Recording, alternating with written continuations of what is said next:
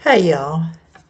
It's been a week since I've made a video, but I've been helping a family member with a illness, and it's late in the afternoon. I don't have good lighting in my kitchen, so I decided not to cook anything or bake or whatever, but I thought I would talk about uh, widowhood.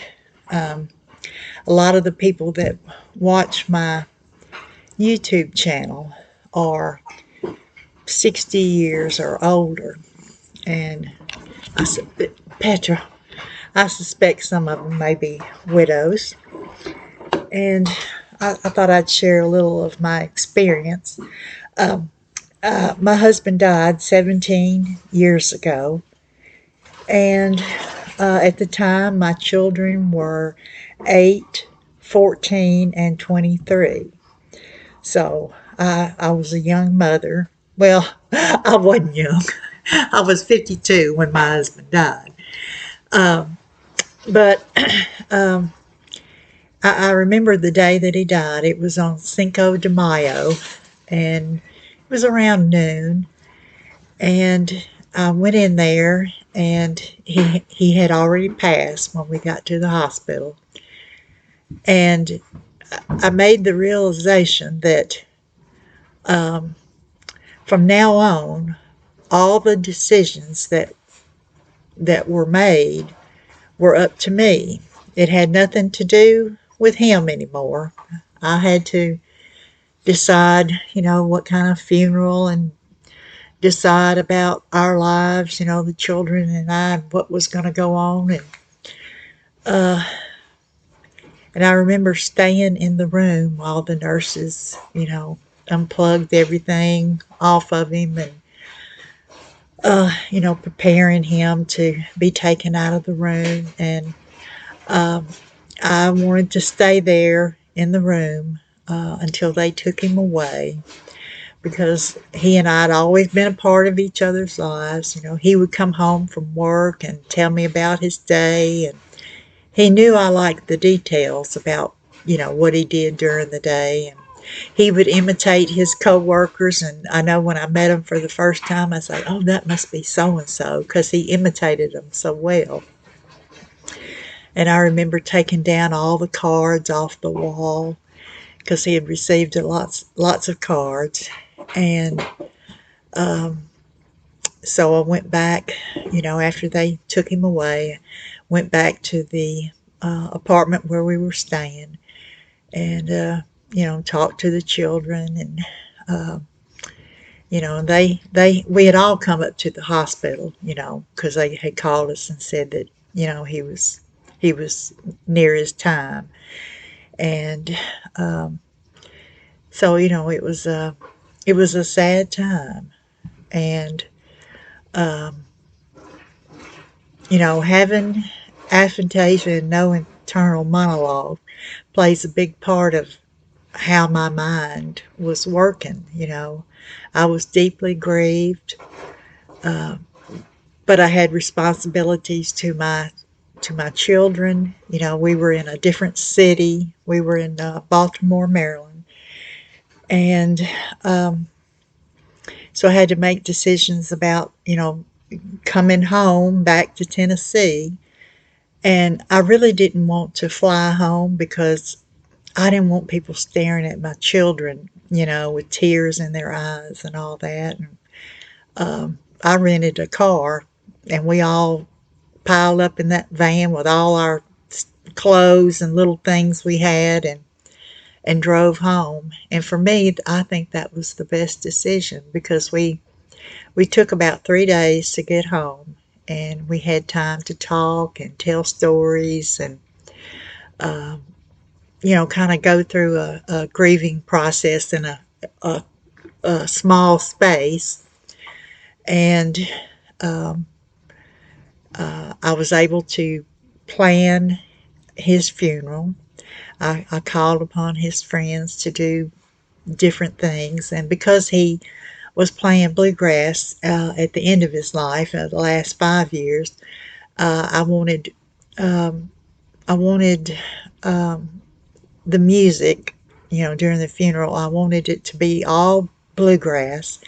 And I had a friend and asked him to make me a CD of bluegrass songs. I let him pick them all out, and I talked to the funeral home, and they suggested that I have the viewing and then the funeral. And I said, no. I had talked to a friend. She had called me the day that Brent died, and she said, he's your husband and you can have any kind of funeral you want. If you want it out in the middle of a field, you can have it that way. And I really took to heart what my friend Henrietta said. And so I told the funeral home I want one day for the viewing, and they usually give you like 2 hours. I said, no, I want 4 hours. And then, the next day was a Sunday and it was Mother's Day. And he said, well, a lot of people might not come. And I said, well, somebody has to be buried on Mother's Day. I want to have the funeral on a separate day. And we did. And it was just packed full.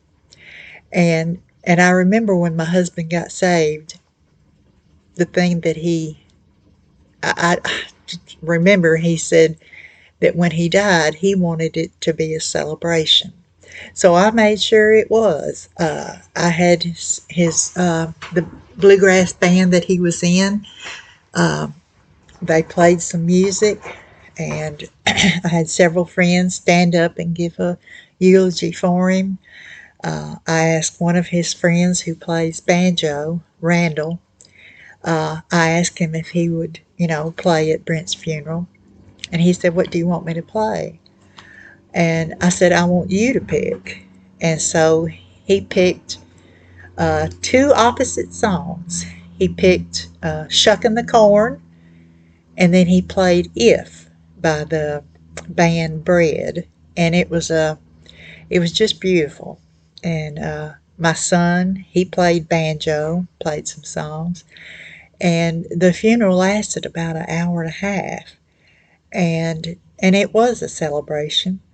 And I still have people come up to me and say, that funeral was, and I said, you enjoyed it? And they said, yes, kind of embarrassed, but that's what my husband wanted, and that's what I gave him, a good send off. And so from there I had to, have the business of, when someone dies, there's a lot of business things that go on, getting death certificates and filling out paperwork for different companies and, all that sort of thing. And the hardest one was the cell phone. My name was not on the cell phone, and it just took forever to get that taken care of. But, I finally got it taken care of. But there were many nights that I cried myself to sleep. I missed him so much. And I remember my youngest daughter and I had been to the grocery store, and we were coming home, and I started crying. I said, I'm sorry. And she said, what's wrong? And I said, I'm sorry I haven't been cooking. I didn't cook for a whole month after my husband died. And, you think, well, what difference does that make? Well, I cooked breakfast, prepared his lunch for work, and dinner. And, my little world revolved around preparing food for us to eat as a family. And here I was buying frozen meals, frozen pizzas, and, stopping at fast food places and all that stuff. I mean, for a whole month, I didn't cook a lick of nothing. And my daughter, who was 8 years old at the time, said, "Well, Mommy, that's okay. You'll cook again." And of course I did. And then I had some friends think that I wasn't grieving properly. I don't understand. I guess I was being too stoic or something, but again, that has something to do with my aphantasia. Even though I feel those feelings deep inside, I don't show them on the outside. And and one of my favorite little stories, and I don't want to embarrass my youngest daughter, but I'm telling the story anyway. We had gone to this bluegrass picking. It was it's about 100 miles from the house, and we used to go up there regularly for picking. And so we went up there, and one of the ladies asked me. She said, "Well, Helen, how are you doing since Prince passed away?" And before I could say anything, my youngest daughter said, "Mommy's been happy since Daddy died." And I said, oh. It wasn't that I was happy. It was just that I showed my emotions in a different way. And that's the important thing to remember about when your spouse dies, is that don't let anybody tell you that you have to grieve in a certain way. They haven't lost somebody, or maybe they have lost somebody. But when your spouse dies, it's like you're the only person in the world at that time who has lost a spouse. And, depending on your relationship and, all the things that you did together, how long you've been married, all those things come into play. So I would encourage you to not ignore your grief, to go through your grief, find somebody that you can talk to about it, someone that is willing to listen to you for hours if need be. And it takes a special friend who can listen. And I've done all right since all these years. I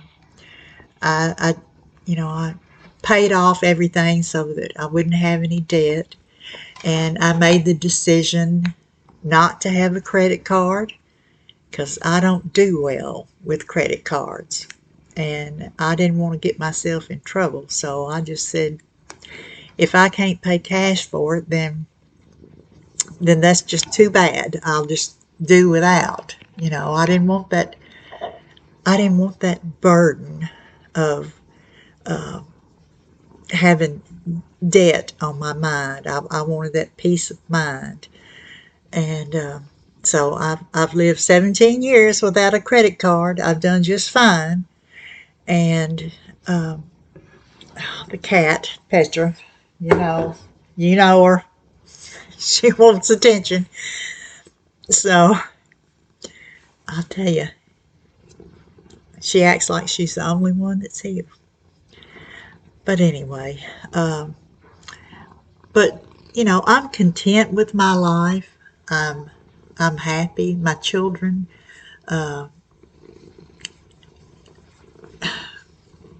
they bring me lots of joy. And anytime I get a call or a visit from them, I'm just always delighted to see them or hear from them.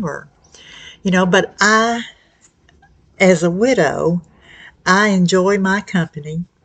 I enjoy being able to, if I see someone that needs help, then I can minister to them because my husband is not here anymore. My children are grown and gone. So I'm free to use my gifts of service and hospitality to help others. And that gives me contentment. And I don't dwell on the fact that my husband is gone.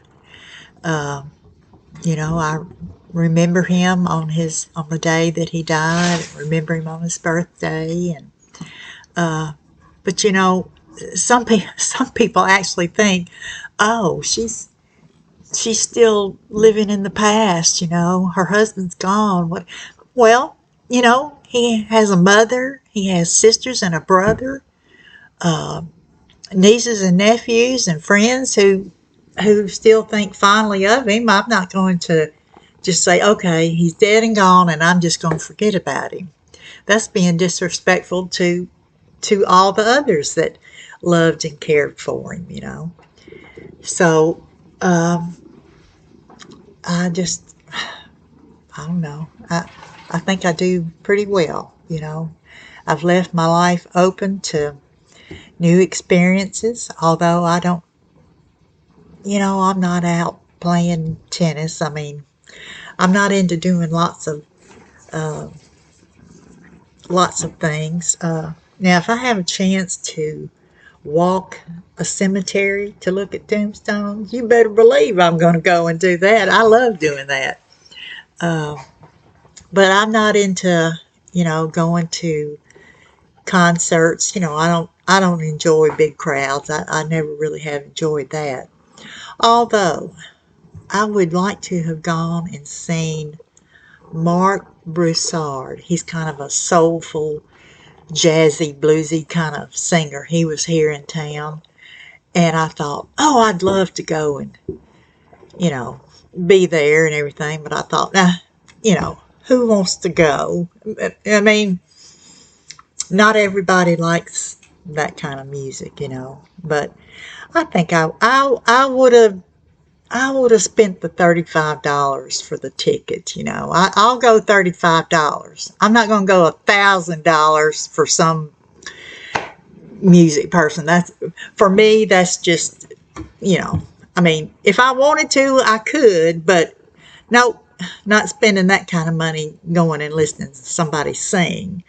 But I think I'd have gone and listened to Mark Broussard. I like his singing, and but I enjoy being at home. I enjoy doing genealogy.